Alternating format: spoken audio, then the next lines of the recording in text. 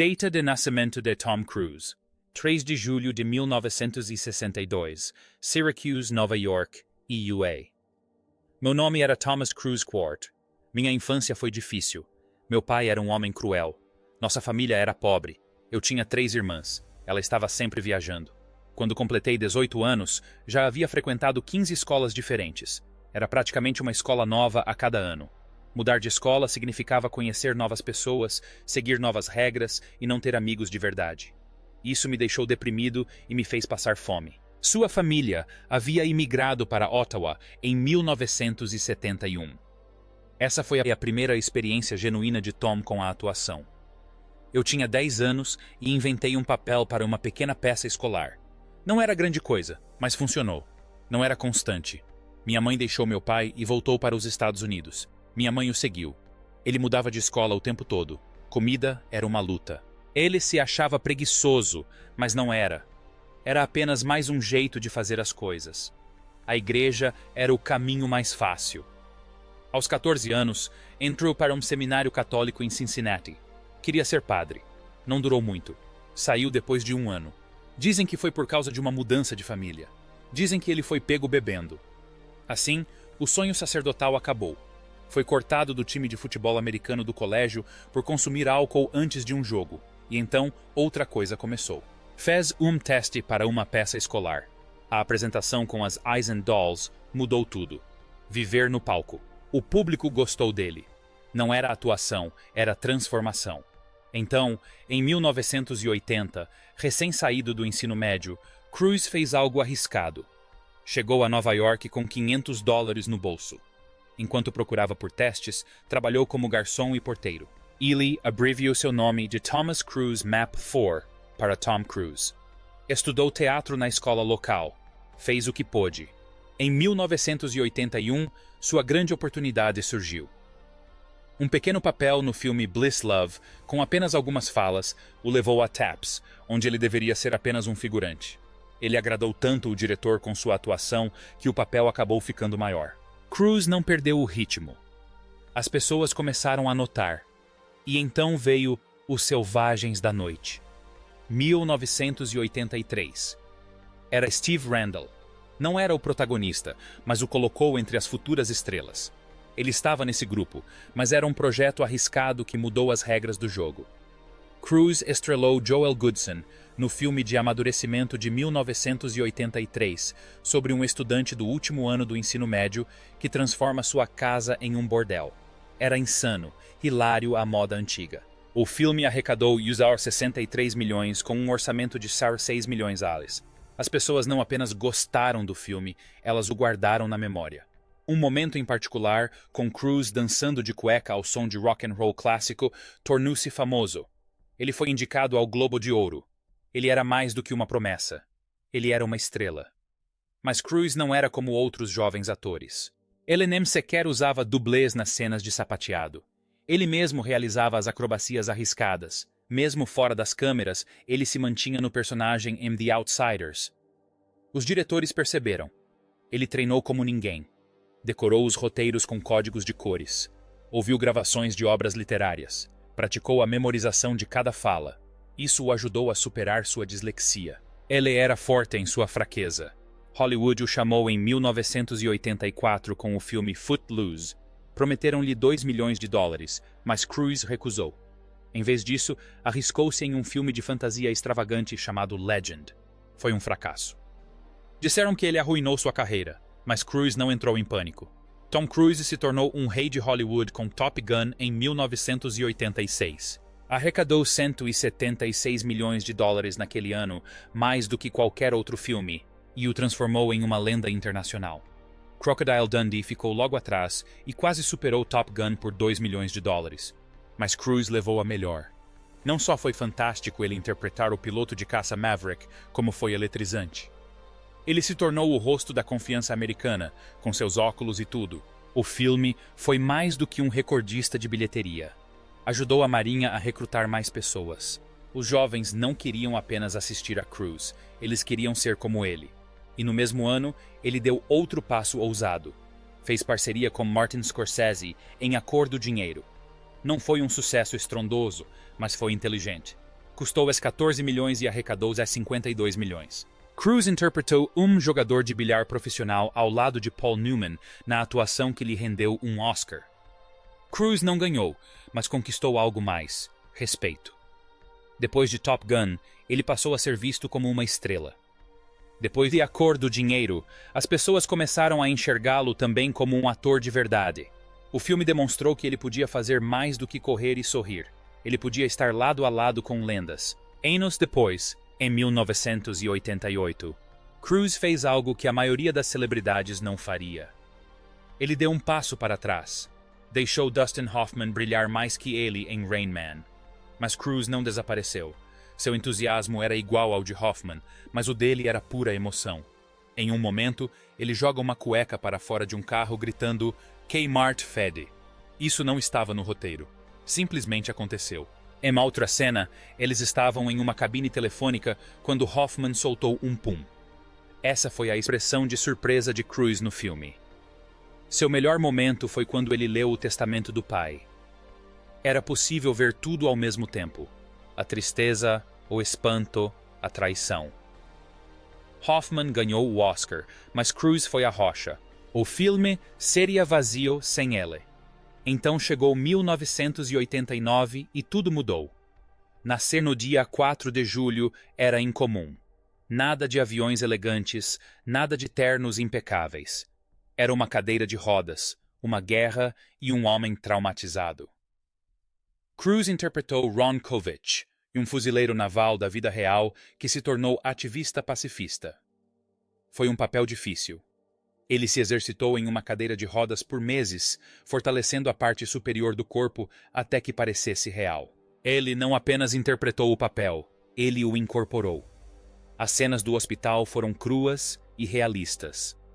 Ele gritou, chorou e soluçou. Foi visceral, foi humano, foi memorável. O filme rendeu a Cruise sua primeira indicação ao Oscar e arrecadou 162 milhões de dólares. Ele também ganhou um Globo de Ouro. As pessoas pararam de dizer que ele era apenas uma estrela de cinema. Começaram a considerá-lo um dos melhores. Tom Cruise era um católico romano devoto. Mas tudo mudou em 1986, quando conheceu a atriz Mimi Rogers. Eles se casaram em 9 de maio de 1987. Mimi não era apenas uma atriz. Ela era profundamente ligada à Igreja da Cientologia. Seu pai era membro desde a década de 1950. Para ela, era algo antigo, era o seu modo de vida. Ela chegou a ser auditora da igreja, o que era algo significativo. O casamento deles durou apenas até 4 de fevereiro de 1990. Mas o que ficou com Cruise foi a crença. E seus laços com a Cientologia não terminaram com o divórcio. Aliás, quando o astro dos tabloides anunciou sua participação em 1990, foi notícia de grande repercussão. Cruise só se assumiu oficialmente em 1992, em uma entrevista com Barbara Walters, mas a essa altura ele já estava envolvido demais. Cruise entrou para a Cientologia por vários motivos, mas um dos principais era sua dislexia. Ele lutava contra ela desde os 7 anos de idade. Ele afirmou ter se formado no ensino médio em 1980.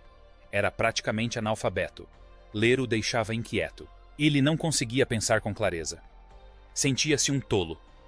Mesmo assim, encontrou esperança em algo chamado tecnologia de estudo, inventada pelo fundador da Cientologia, L. Ron Hubbard. Cruise chamou isso de divisor de águas. Ninguém me deu uma solução, disse ele, mas eu aprendi a ler fluentemente usando a abordagem de Hubbard. Essa descoberta foi um momento decisivo. Anos depois, em 2016, durante a divulgação de Jack Reacher 2, ele disse: "Eu não estaria onde estou hoje sem isso. É uma religião linda. Tenho muito orgulho." Ele já era cientologista há mais de 30 anos na época. Cruise também se tornou bastante próximo do líder da Cientologia, David Miscavige. Eles são amigos desde os anos 80, mas nem sempre foi fácil. A igreja ofereceu uma grande festa de boas-vindas para os funcionários na base da Sea Org na Flórida, disse Ronald Miscavige, pai de David, à CNN. Eles até transformaram a piscina em um cenário de navio de luxo. Um almoço especial foi preparado pelo chefe particular de L. Ron Hubbard, mas os funcionários chegaram com 4 horas de atraso e foram direto dormir. David ficou furioso. Isso ilustrou o quão acaloradas as coisas poderiam ficar entre dois dos homens mais influentes da igreja. Mais tarde, em 1999, Cruz quase abandonou a igreja. Segundo relatos, as autoridades da igreja prometeram revelar segredos sobre Xenu, um misterioso extraterrestre da lenda da cientologia, e ele ficou com medo. Ele se afastou, mas a igreja não queria perdê-lo, então enviou seu principal dirigente, Marty Rathbun, para trazê-lo de volta. Cruz voltou ao trabalho e retomou seus estudos. No início dos anos 2000, Cruz não era mais apenas um acólito. Ele se tornou um defensor da igreja da cientologia.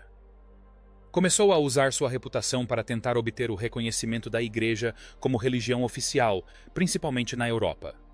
Em 2005, o Conselho de Paris afirmou que Cruz havia contatado pessoalmente políticos franceses importantes, incluindo Nicolas Sarkozy, mas sem sucesso. As autoridades francesas disseram que ele era um representante agressivo da cientologia e romperam todos os laços com ele. Mesmo assim, ele não parou. Após o 11 de setembro, ajudou a fundar uma organização chamada Downtown Medical, que oferecia terapia de desintoxicação para os socorristas da cidade de Nova York. Muitos médicos a criticaram, alegando que ela carecia de embasamento científico. Mas David Miscavige concedeu a Cruz uma honraria singular em 2004, a Medalha da Liberdade e Valor da Cientologia, por seu trabalho em prol da religião. Ela era um herói. E, à medida que seu envolvimento com a cientologia se desenvolvia, Cruz tentava ativamente atrair outras pessoas também. Cruz tentou atrair algumas personalidades bastante importantes, diz o ex-cientologista Paul Haggis. Essa lista de nomes inclui Packer, Wes Beckham, Jada, Will Smith e até Steven Spielberg. Não se tratava apenas de conversa fiada. Eram tentativas sérias de atrair indivíduos influentes para a igreja. Foi aí que a religião e Hollywood começaram a se misturar. Suas crenças começaram a influenciar seu trabalho. Em 1999, durante as filmagens de Olhos Bem Fechados, Cruz se afastou novamente da cientologia. As autoridades da igreja haviam lhe prometido detalhes sobre o Xenu, mas tudo se tornou confuso. Mesmo assim, ele sempre retornava. Tom Cruise e Nicole Kidman se conheceram durante as filmagens de Dias de Trovão no início de 1990. Ele tinha 28 anos, ela 23. Eles se deram bem imediatamente. Menos de um ano após o divórcio de Mimi Rogers ser finalizado, Tom se casou com Nicole na véspera de Natal em Telluride, Colorado. Foi rápido, intenso e cheio de esperança. Eu era tão jovem quando me casei. Nicole lembraria mais tarde. Olho para trás agora e penso, como assim? Mas naquele momento, eles estavam completamente entregues um ao outro. Nicole queria ter filhos imediatamente.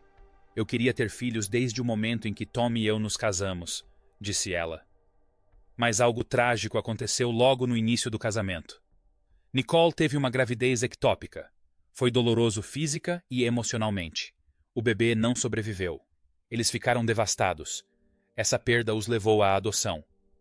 Em 1992, eles adotaram sua filha, Isabella.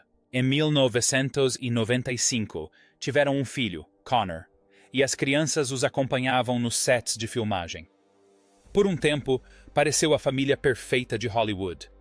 Eles também apareceram juntos nas telas. Em 1992, interpretaram imigrantes irlandeses em Um Sonho Distante, Far and Away, um épico drama histórico. O filme, que custou 60 milhões de dólares, arrecadou 137 milhões de dólares em todo o mundo. 7 anos depois, eles se reuniram novamente para algo muito mais sombrio, Eyes Wide Shut, de Stanley Kubrick. A previsão era de 6 meses de filmagem, mas levou 2 anos. As filmagens aconteceram na Inglaterra, longe de tudo. Kubrick os manteve isolados e frequentemente lhes fazia perguntas pessoais, incorporando elementos do casamento real deles à história. Eles costumavam correr de kart às 3 da manhã para relaxar, disse Nicole. Ela até disse que teria ficado um 3º ano se Kubrick tivesse pedido, mas ele morreu 4 meses antes do lançamento do filme. Foi seu último filme e um dos mais estranhos que ambos já fizeram. Por trás de todo o glamour, a vida pessoal deles não era fácil. A perda da gravidez precoce OS marcou profundamente. Perdemos um bebê logo no início, então foi realmente muito traumático, disse Nicole mais tarde. Ela falava abertamente sobre suas dificuldades, mas a adoção de Bella e Connor os ajudou a se curar. Não era a família que eles imaginavam, mas se tornou a família que construíram. Então, em fevereiro de 2001, tudo desmoronou. Tom Cruise pediu o divórcio. Nicole não esperava por isso. Alguns relatos dizem que ela estava grávida de 3 meses na época, mas infelizmente sofreu um aborto espontâneo. O divórcio foi finalizado em apenas 6 meses. Os filhos ficaram com Tom em Los Angeles. Nicole voltou para a Austrália. A família se separou. Após o divórcio, as coisas mudaram rapidamente. Fontes dizem que Isabella e Connor eram mais próximos da nova esposa de Tom, Katie Holmes, do que de Nicole em 2012. Mas Isabella chegou a comentar: "Eu adoro minha mãe. Ela é minha mãe. Ela é excelente. Eu a vejo às vezes e converso com ela." Mas o vínculo definitivamente havia diminuído. Não era a vida que Nicole esperava quando se casou com Tom. Nicole filmou durante todo esse período. Seu coração estava partido, mas sua atuação foi inesquecível. Ela ganhou o Oscar. Enquanto o mundo aplaudia, ela sofria em silêncio. Anos depois, ela falou sobre o quanto o divórcio a mudou. Ela disse: "Talvez eu tenha me tornado mais medrosa, mas sempre tento ser o mais aberta possível." Em 1992, Tom Cruise enfrentou Jack Nicholson e se saiu muito bem. Questão de honra foi mais do que apenas mais um filme de tribunal. Foi um momento decisivo na carreira de Cruise. Seu advogado da Marinha, de língua afiada e arrogante, roubou a cena, especialmente no momento final, quando exigiu a verdade, e Nicholson perdeu a compostura. Só essa cena já o consolidou na história do cinema. O filme arrecadou mais de 243 milhões de dólares em todo o mundo. Mas, mais importante, mostrou a Hollywood que Cruise não era mais apenas um rostinho bonito. Ele podia se aprofundar em papéis sérios e, ainda assim, atrair público para os cinemas.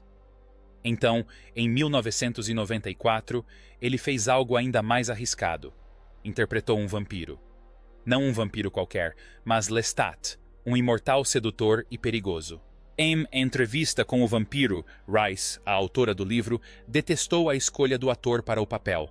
Ela disse que Cruise estava completamente errado. Mas Cruise não se importou. Ele se entregou totalmente ao papel. E quando o filme fez sucesso, até Rice admitiu que estava errada.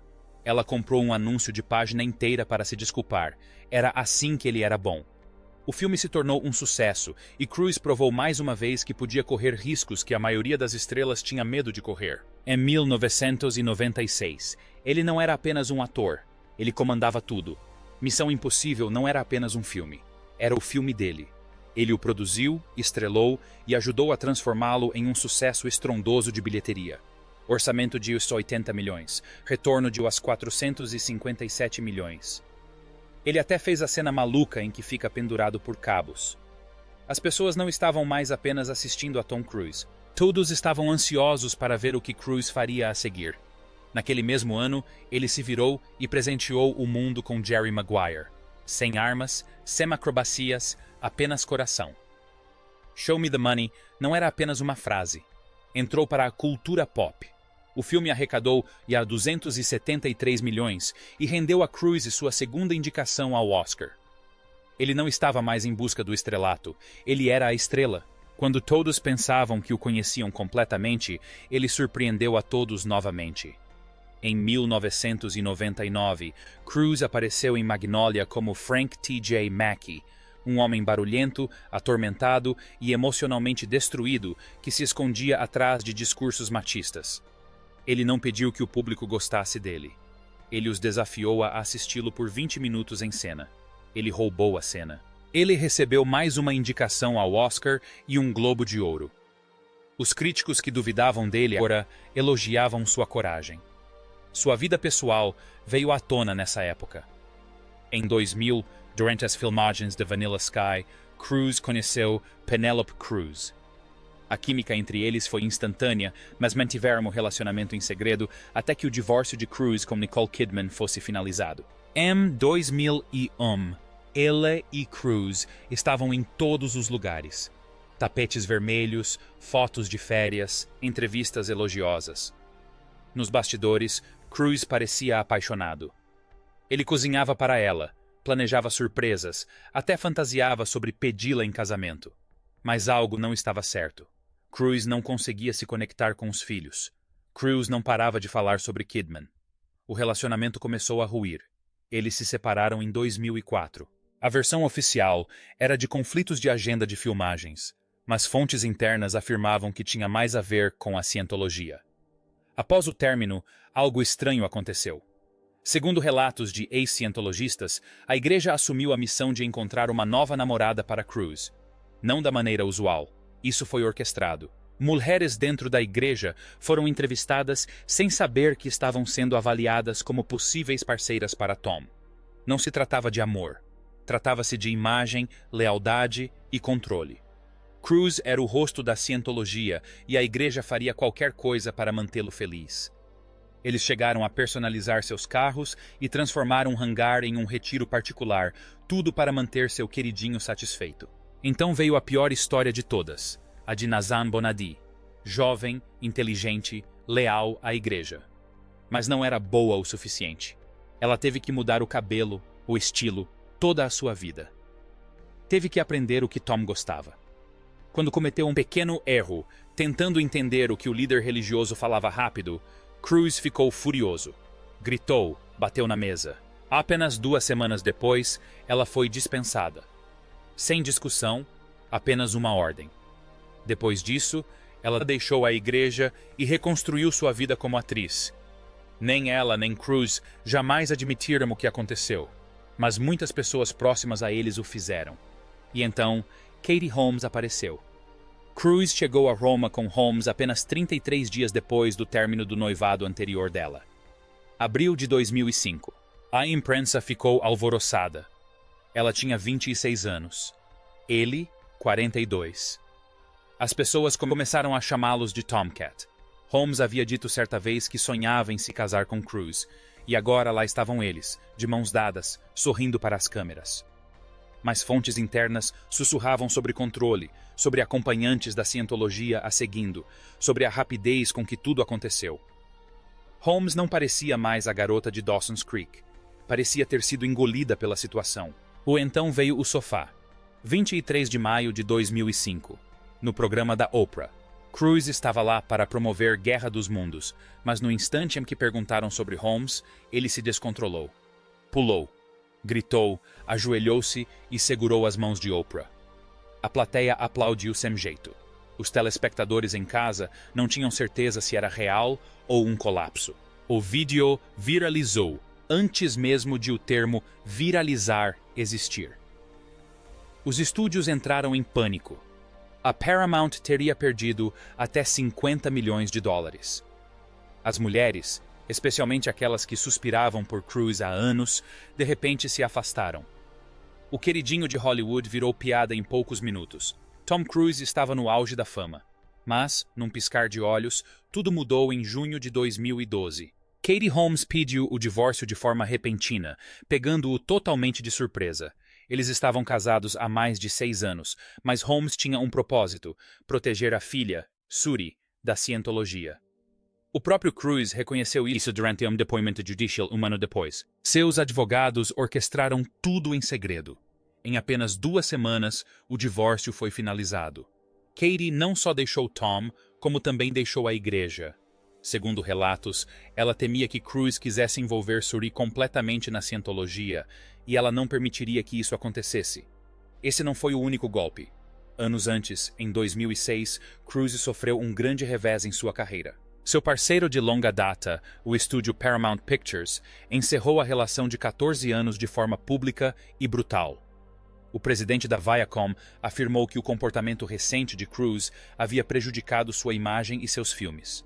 Os 3 filmes da franquia Missão Impossível arrecadaram uns 390 milhões, o que parecia um bom resultado até lembrarmos que Guerra dos Mundos havia faturado os 591 milhões apenas um ano antes. A Forbes acabara de classificar Cruise como o ator mais bem pago de Hollywood, com os 67 milhões em um ano. Mas nada disso importava. Sua reputação estava em risco demais e o dispensaram. Cruise precisava se reinventar, e rápido. Então, em 2008, ele fez algo totalmente inesperado. Ele se tornou menos grosseiro, barulhento, careca e boca suja. Ninguém esperava por esse papel. Cruise havia criado o personagem ridículo do próprio chefe do estúdio para Trovão Tropical. Coberto de próteses e com pelos falsos no peito, ele dançou, gritou e xingou até reconquistar a simpatia de Hollywood. Os espectadores ficaram surpresos ao perceberem que era realmente ele. A aposta valeu a pena. Eles riam com ele, não dele. Depois veio Missão Impossível, Protocolo Fantasma, e em 2011, Cruise transformou a franquia, levando-a do drama para a ação de tirar o fôlego. Ele escalou o Burj Khalifa, o prédio mais alto do mundo, usando apenas um cabo de aço. Essa façanha, realizada a 830 metros de altura, com ventos de 127 km/h, mudou tudo. As pessoas pararam de falar sobre sua vida pessoal e começaram a falar sobre sua coragem. O filme arrecadou quase 700 milhões de dólares. Ele deu sequência com Nação Secreta em 2015, faturando outros 682 milhões de dólares. Seu retorno foi real, mas Cruise não parou por aí. Em Nação Secreta, ele se agarrou à lateral de um avião de verdade durante a decolagem, aos 52 anos de idade. Sem tela verde, sem dublê, apenas Cruise voando a 257 km/h. E as seguradoras nem sequer queriam segurar aquilo. O estúdio teve que comprar uma apólice especial de 50 milhões de dólares só para essas cenas. Sua lenda crescia, não como celebridade, mas como o último astro de ação de verdade na era da computação gráfica. Nem mesmo as lesões o impediram de continuar. Em 2017, ele fraturou o tornozelo ao saltar entre prédios em Londres para o filme Missão Impossível, Fallout. Mas as câmeras continuaram filmando. Ele terminou a cena. A lesão paralisou a produção por 2 meses, acrescentando os 80 milhões ao orçamento, mas a equipe se recuperou mais rápido do que o esperado, antes mesmo do que os médicos previam. Cruise se machucou novamente e em 2023, durante as filmagens de Dead Reckoning. Ombro deslocado, costelas fraturadas, tornozelo quebrado.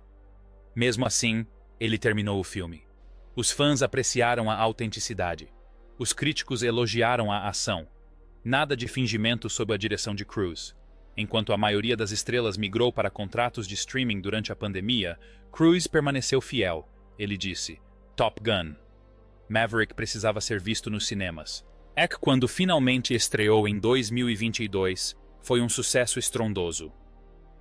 1 bilhão nas bilheterias mundiais.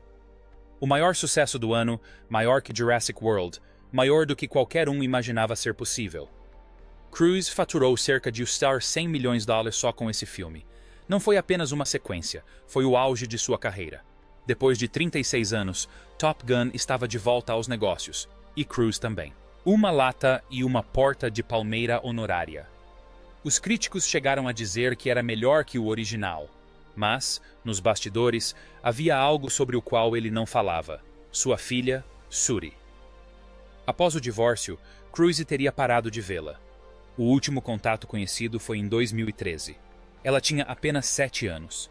Quando Suri completou 18 anos, em 2024, ela deixou de usar o sobrenome dele. Ela agora usa seu nome do meio, Suri Noel.